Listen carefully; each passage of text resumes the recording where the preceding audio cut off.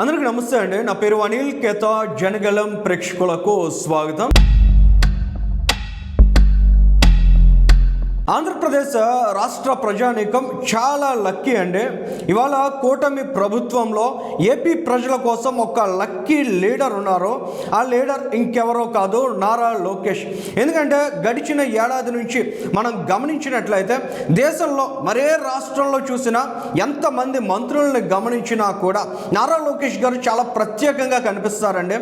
ఒక రాష్ట్రాన్ని అభివృద్ధి బాట పట్టించాలి, ఒక రాష్ట్రానికి ఉవ్వెత్తున పెట్టుబడులను సాకారం చేయాలనే పట్టుదలలో నిజంగా నారా లోకేష్ గారిని మించిన వారు లేరనే చెప్పాలి. అందులో భాగంగానే ప్రస్తుత ఆర్థిక సంవత్సరంలో మనం గమనించినట్లయితే భారతదేశానికి 100 రూపాయల పెట్టుబడి వస్తే అందులో 25 రూపాయలకు పైగా పెట్టుబడి ఒక్క ఆంధ్రప్రదేశ్ రాష్ట్రానికి మాత్రమే తరలి వచ్చేటువంటి సిచ్యుయేషన్ని క్రియేట్ చేశారంటే ఖచ్చితంగా అది నారా లోకేష్ గారి అంకితభావం, నారా లోకేష్ గారి పట్టుదల, నారా లోకేష్ గారి కృషి ఫలితమే అని చెప్పడానికి ఏ విధంగా సంకోచించాల్సిన అవసరం లేదు. అయితే దావోస్ పర్యటనలకు సంబంధించి నారా లోకేష్ గారి యొక్క స్ట్రాటజీస్, ఆయన వ్యూహాలు అనేవి చాలా ప్రత్యేకంగా కనిపిస్తున్నాయండి. ఎందుకంటే మిగిలిన వారంతా చేపలకు ఎరవేస్తుంటే ఒక్క నారా లోకేష్ గారు మాత్రం చంద్రబాబు నాయుడు గారి నేతృత్వంలో తిమింగలానికి గ్యాలం వేస్తున్నటువంటి సందర్భం. గత ఏడాది మనం గమనించినట్లయితే 1,50,000 కోట్ల రూపాయల విలువ చేసే స్టీల్ ప్లాంట్ ఇన్వెస్ట్మెంట్ని అనకాపల్లి జిల్లాకు తీసుకురాగలిగారు దావోస్ పర్యటనకు వెళ్ళిన నారా లోకేష్. ఈ ఏడాది చూసినట్లయితే 1,00,000 కోట్ల రూపాయలు వాల్యూ చేసేటువంటి ఇన్వెస్ట్మెంట్ని నారా లోకేష్ ఒప్పించగలిగారు. ఆ మేరకు ఆర్ఎంజెడ్ సంస్థ ఓ కీలకమైన ప్రకటన కూడా చేసింది. దానికి సంబంధించినటువంటి వివరాలను ఒక్కసారి మనం గమనించినట్లయితే ఖచ్చితంగా ఆంధ్రప్రదేశ్ రాష్ట్రానికి నారా లోకేష్ గారు ఒక వరంగా భావించాల్సినటువంటి పరిస్థితి అండి. అంత అద్భుతమైనటువంటి ఆలోచనలతో ఆయన ఆంధ్రప్రదేశ్ రాష్ట్రాన్ని రీషేప్ చేయడానికి, ఈ స్టేట్ని డైనమిక్గా మార్చడానికి, ఆల్ ఓవర్ ఇండియాలో ఆంధ్రప్రదేశ్ ది బెస్ట్ అనేటువంటి మూడ్ క్రియేట్ చేయడానికి ఆయన అడుగులు వేస్తున్నారండి. అందులో భాగంగానే దావోస్లో ఆర్ఎంజెడ్ సంస్థకు సంబంధించిన సిఓఓతో ఆయన భేటీ అయ్యారు. ఆ భేటీలో కీలకమైన ప్రకటన చేశారు. ఏపీలో ఆర్ఎంజెడ్ సంస్థ 1,00,000 కోట్లు పెట్టుబడి పెట్టేందుకు ముందుకు వచ్చింది. దావోస్లో మంత్రి నారా లోకేష్ సమక్షంలో ఆర్ఎంజెడ్ ఈ ప్రకటన చేసింది.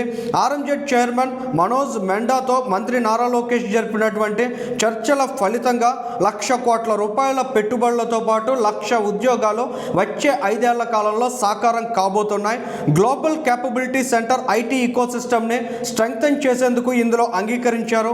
10 లక్షల చదరపు అడుగుల విస్తీర్ణంలో జీసీసీ పార్క్ ఏర్పాటు చేయనున్నారు విశాఖపట్నంలో. ఇంకా 1 గిగావాట్ హైపర్ స్కేల్ డేటా సెంటర్ని కూడా ఏర్పాటు చేయబోతున్నారు. రాయలసీమకి ప్రత్యేకంగా లాజిస్టిక్స్ అండ్ ఇండస్ట్రియల్ పార్క్ను కూడా క్రియేట్ చేయడానికి ఈ సంస్థ అంగీకరించింది. అసలు ఈ సంస్థకు ఉన్నటువంటి ఫండమెంటల్ స్ట్రెంగ్త్ ఏంటని మనం ఒకసారి గమనించినట్లయితే ఈ సంస్థ యొక్క పోర్ట్ఫోలియో వాల్యూ అప్రాక్సిమేట్గా $18 బిలియన్ చెప్తున్నారండి. $42 బిలియన్ చేరుకోవాలనేది 2029 నాటి లక్ష్యంగా ఈ సంస్థ నిర్దేశించుకుంది. 85 మిలియన్ కి పైగా స్క్వేర్ ఫీట్ ఏరియాని ఈ సంస్థ ఇప్పటికే రియల్ ఎస్టేట్ అసెట్ గా ఓనర్షిప్ కలిగి ఉంది. ఇంకా డెవలప్మెంట్ గోల్ మనం చూసినట్లయితే 135 మిలియన్ స్క్వేర్ ఫీట్ డెవలప్ చేయాలనేటువంటి టార్గెట్తో ఇందాక మనం చెప్పుకున్నట్లు 2029 నాటికి ఒక లక్ష్యాన్ని వారు నిర్దేశించుకున్నారు. వీళ్ళకి సంబంధించినటువంటి ఎంటర్ప్రైజ్ క్లయింట్స్ని చూసినట్లయితే 250+ ఎంటర్ప్రైజ్ కస్టమర్స్ ఉన్నారు. ఆల్ ఓవర్ ఇండియాలో 6 సిటీస్లో వీరికి సంబంధించినటువంటి కార్యకలాపాలు ఉన్నాయి. ప్రధానంగా బెంగళూరు, చెన్నై, ముంబై ఇటువంటి ప్లేసెస్లో వీళ్ళు పర్ఫామ్ చేస్తున్నారు. సో ఇవాళ ఆర్ఎంజెడ్ కార్పొరేషన్ చాలా స్ట్రాంగ్గా ఫండమెంటల్గా ఉన్నటువంటి సంస్థ. అటువంటి కంపెనీ ఇవాళ ఆంధ్రప్రదేశ్ స్టేట్లో ఇన్వెస్ట్ చేయడానికి ముందుకు రావడం అంటే ఖచ్చితంగా విశాఖపట్నం యొక్క బ్రాండింగ్ ఏ స్థాయిలో పెరిగిందనేది ప్రతి ఒక్కరూ అర్థం చేసుకోవచ్చు. నారా లోకేష్ గారు ఆర్ఎంజెడ్ సంస్థని కమిట్ చేసినటువంటి తీరు, ఆ సంస్థతో 1,00,000 కోట్ల రూపాయల పెట్టుబడిని ఆంధ్రప్రదేశ్ రాష్ట్రంలో పెట్టించడానికి అంగీకరించే విధంగా ఆయన చేసినటువంటి స్ట్రాటజిక్ అప్రోచ్ అనేది ఖచ్చితంగా ఆంధ్రప్రదేశ్ స్టేట్ యొక్క ఫేజ్ని అద్భుతంగా మార్చడంలో దోహదం చేయబోతోంది.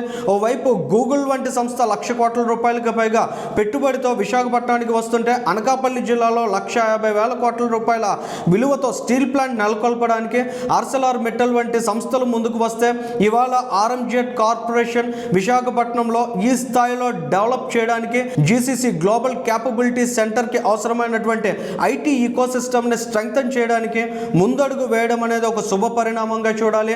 ఆంధ్రప్రదేశ్ రాష్ట్ర ప్రజలకు ఇది ఒక గ్రేట్ గుడ్ న్యూస్గా భావించాల్సినటువంటి సందర్భం. నారా లోకేష్ గారి యొక్క ఆలోచనలో ఆయన కృషి ఖచ్చితంగా గ్రౌండ్ లెవెల్లో రియాలిటీలో సాకారం కావాలని ఆర్ఎంజెడ్ కార్పొరేషన్ కమిట్ అయినటువంటి ఈ ఇన్వెస్ట్మెంట్ వీలైనంత త్వరగా కార్యరూపం దాల్చాలని ఆశిద్దాం. ఈ వీడియోకి సంబంధించి మీ అభిప్రాయాలను కూడా కామెంట్ చేయండి. Thank you.